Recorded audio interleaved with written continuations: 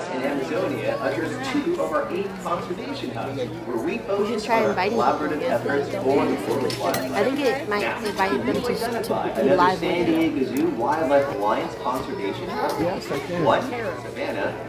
2, Ocean. 3, click invite on Pacific your Islands. Or 4, all of the above. I'll do that. All right, 1, 2. I see someone join. That's great. If you guess number 4, then you're right. The answer is all of the above. Hi, Our Kevin. work begins in San Diego and spans the globe. We collaborate with hundreds of partners in 8 conservation hubs. African We're at the forests, Wild Animal Park, the Safari Park in San Diego. Australian forests, oceans, Pacific Islands, Savannah, and Southwest. Gonna start in 1 These minute. conservation hubs are places where we can have the biggest impact for wildlife and ecosystems in need, using our century of expertise. My first time in trying wildlife live. at the San Diego Zoo and Safari Park to drive strategic outcomes, healthy wildlife populations, flourishing communities, and connected and resilient landscapes. Because we are committed to a vision where all life thrives, and we know it's only possible when we all work together.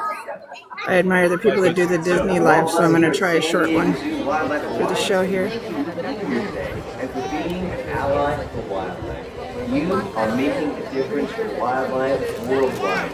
You make hope possible, and we are so grateful for you. And now, we are honored to connect you with some incredible wildlife. Welcome to Journey into the Wild. I think we're starting. Welcome to Benbow Amphitheater. For the comfort and safety of our wildlife and guests, please keep your arms and hands down, silence any electronic devices, and remain seated throughout the entire presentation. If you need to leave at any time, please exit at the top of the amphitheater. Thank you and enjoy Journey into the Wild. All right, hello everybody. Welcome to San Diego Zoo Safari Park. My name is Chelsea. And my name is Shella, and we're wildlife care specialists here at Benbow Amphitheater. That's right. And San Diego Zoo Wildlife Alliance is committed to saving wildlife worldwide by uniting our expertise in wildlife care, conservation science, along with our dedication to inspiring your passion for nature. That's right. We integrate wildlife health, care, science, and education to develop sustainable solutions all around the world, including our Australia conservation hub with species like the sulfur-crested cockatoo. That's right. Our conservation work is focused all around the world in 8 conservation hubs on 6 continents in regions where our alliance can make the greatest impact. Now, we believe that conservation starts with the connections we make with people and wildlife every single day. And today we're going to introduce you to wildlife from a few of these geographic areas. That's right, but first let's take a look at some of the amazing conservation work happening here at the Safari Park and around the globe. Check it out. The world is changing, and so is the way we live with wildlife. We were born from the sparks of our fire. At the San Diego Zoo Safari Park, we're leading that charge. Floating up to a starry sky. Inspiring change and fueling conservation around the globe. Every day we get higher and higher. Breathe in and hold on tight. Our work is focused across 8 regions called conservation hubs. Like the African forest, Amazonia, the Asian rainforest, along the Pacific Islands, the Australian forest, the savanna, in the ocean, and right in our own backyard, the Southwest. Your visit today supports these conservation miracles for wildlife worldwide. Like with the California condor, who became extinct in the wild in 1983, before the Safari Park helped grow their numbers back to over 500. Or Edward, the first southern white rhino born through artificial insemination in North America. So join us today for incredible stories.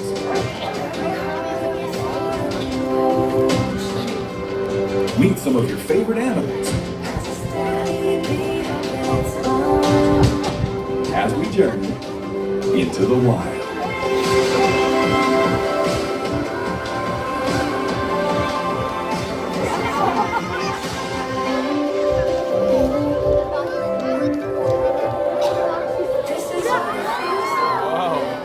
And this is what it feels like flying into our African Savanna Conservation Hub, where San Diego Zoo Wildlife Alliance and all of our partners are working to conserve so many species like zebras, elephants, rhinos, giraffes, and where you can find species just like Taji, the East African Great Crowned Crane. Now, East African Great Crowned Crane is a big, long, wordy name, but with it we can learn a few things about her. East African Great Crowned Cranes are going to be coming in from East Africa, and they have that beautiful gray coloration and that crown of feathers on the back of their head that you can see on Taji here. That's going to help them with blending into the grasslands of the African savanna. And while they're out there, they're going to be following a lot of those large herds of hoofstock. And what they're doing when they're following those hoofstock is they're actually looking for the bugs and things that they're going to be stirring up and things that they're going to be pooping out in order to be able to get their food. Now, East African Great Crowned Cranes are pretty unique because they have a unique foot structure that's going to make them the only crane species that is able to roost up in trees. Like chickens. And like I was saying, with that beautiful crown of feathers on the back of Taji's head that you can see, that's actually just a few feathers that are actually coiled together in order to give them that structure that makes them stand up on the back of her head and make her able to blend into those grasslands so easily. We want to think about ways that we can help out East African Great Crowned Cranes and cranes that are also in our native ranges closer to home. We can focus on things that we're putting in our waterways, making sure that we're limiting our use of pesticides, anything else that might make its way into our rivers, into the different waterways that's going to be harmful for our cranes. We can say goodbye to Taji as she's making her beautiful flight on out here. Give her a round of applause.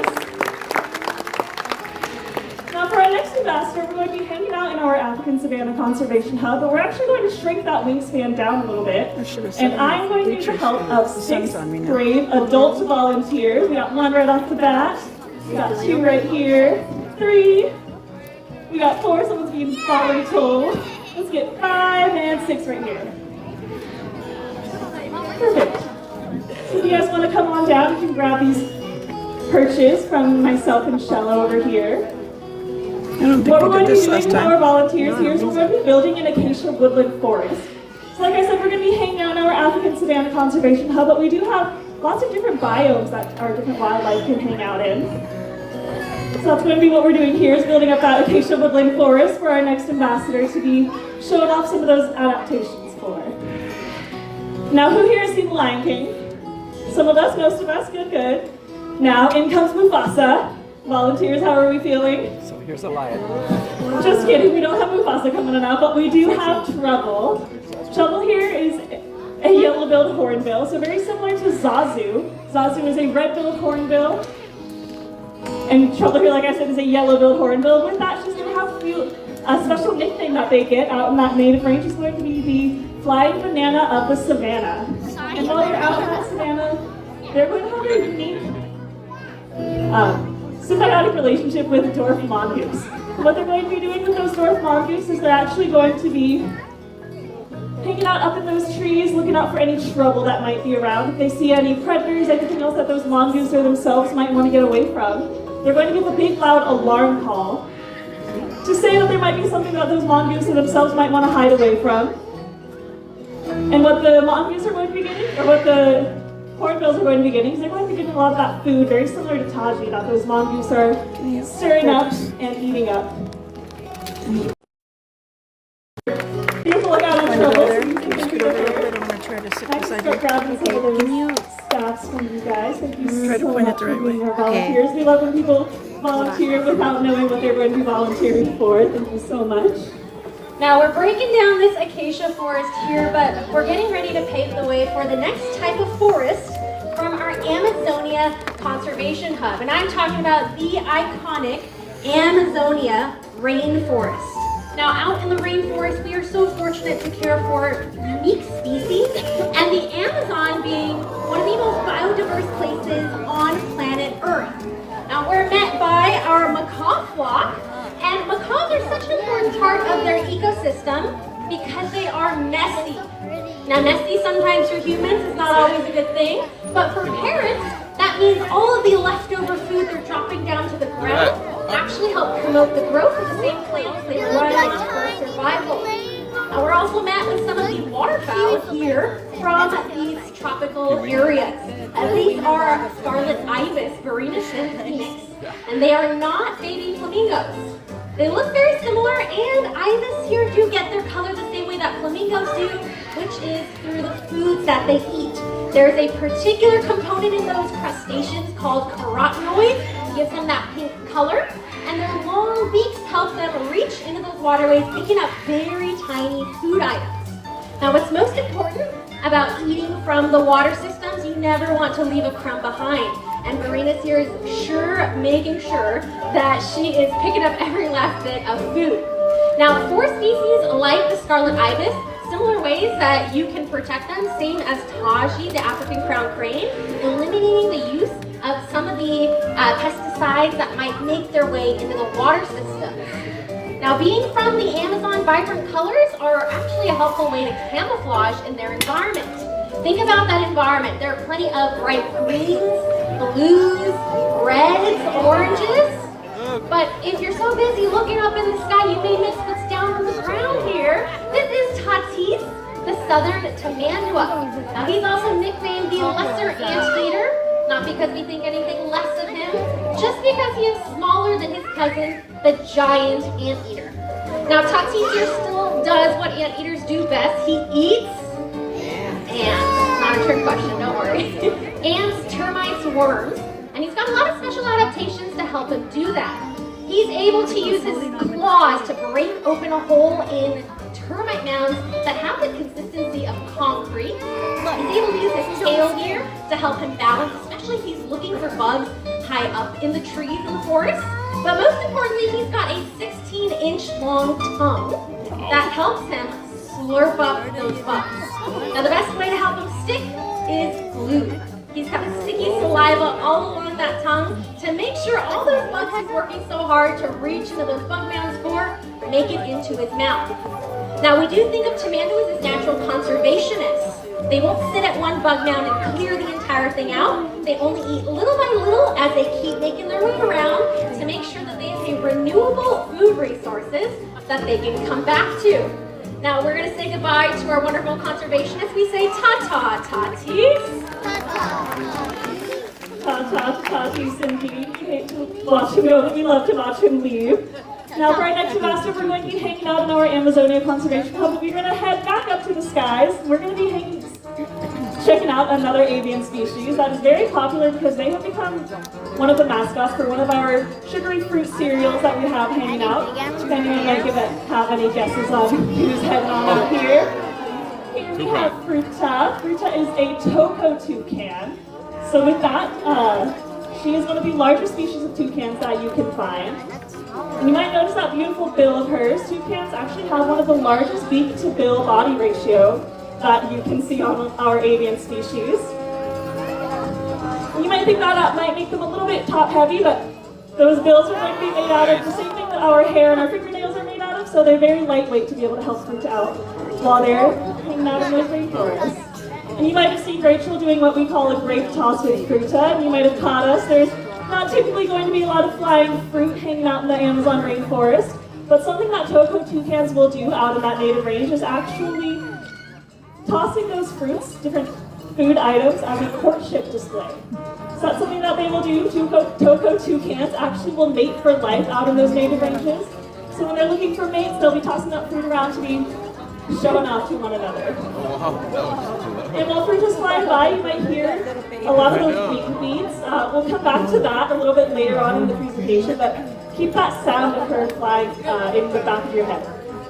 Yeah, that crow. Well, we were talking about how colors are super important out in that Amazon rainforest as well. You can notice that Fruta has that beautiful bill of hers. That's going to help her with camouflaging because while she's hanging out up in those trees and in those branches, she's going to look very similar to a papaya or another type of fruit that you can see out there.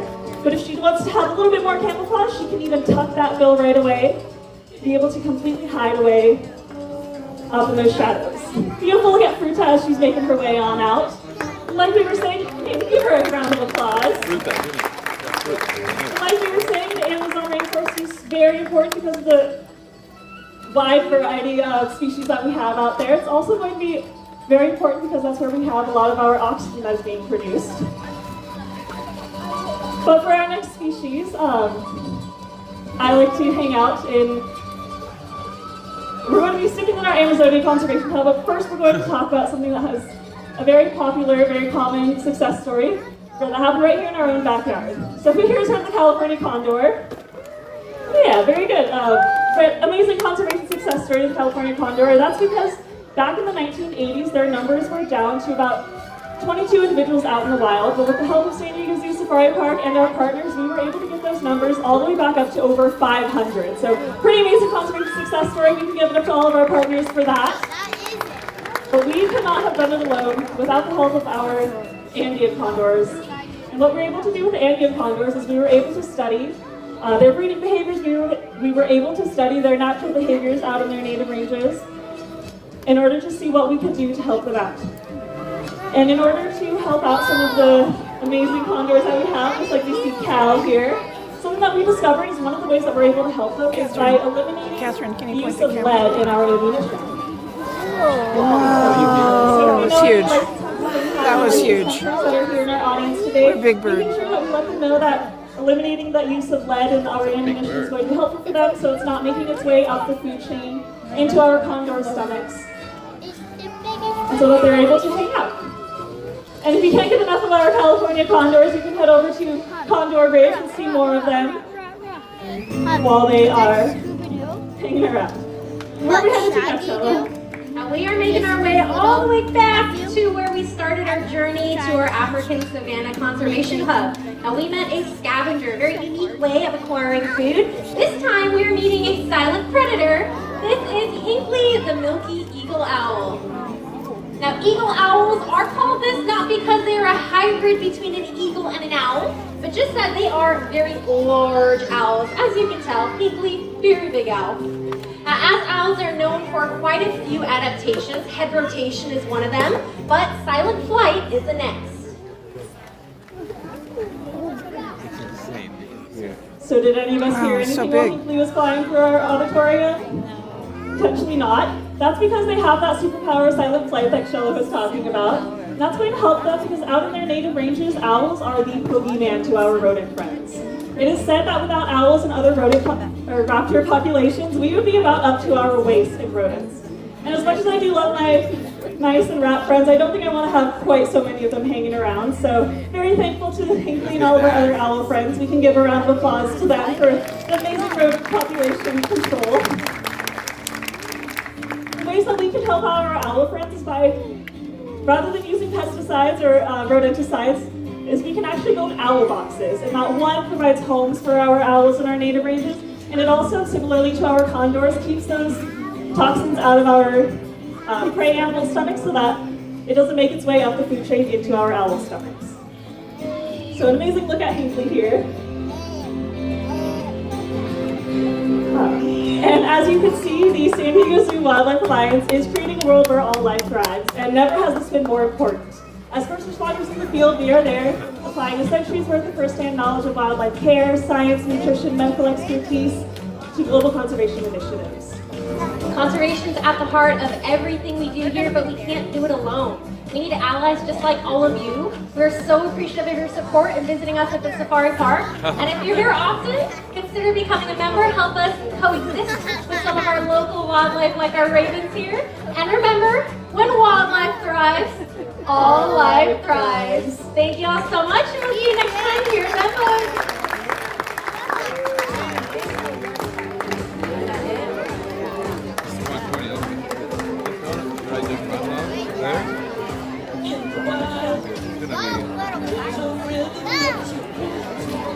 Here, try to grab this.